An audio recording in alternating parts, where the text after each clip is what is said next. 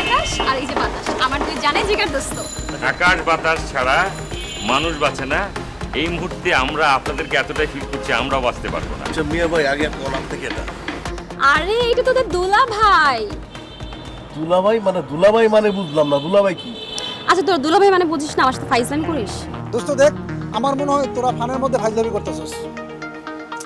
আচ্ছা মানে ক্লিয়ার করে কবি কি হয়েছে? তুই তো কইলি তুই একটা বিপদে পড়ছস, কি বিপদ সেটা বল আমারে। আমি যদি ক্লিয়ার করে অসুবিধা আছে ভাই, আমার নাম হচ্ছে মোর্শেদ, আপনার বান্ধবীর হাজবেন্ড আমি। আর আরেকটা কথা হচ্ছে যে আমরা কুইকলি একটা ডিসিশন নিয়েছি যে কাজী অফিসে যে বিয়ে করব, সাক্ষী রেখে বিয়ে করে এসেছি আমরা।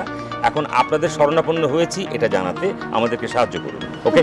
তো বিয়ে করেই ফেলেছেন আর কি দোস্ত, আমাকে তো কষ্ট নাই। আরে বাবা শুনলেই তো যে তাড়াহুড়া করে বিয়ে হয়েছে। দোস্ত তুই আর কথাটাই কইস না, কত প্ল্যান করছিস, তোর বিয়ে হইব, প্রেম করে তুই বিয়ে করবি, ওই বিয়ের সাথে আমরা দুজন তুই একটা কাম করলি। তোর বাপ মামলা করবো, আমরা বিভিন্ন শহরে শহরে ঘুরুক।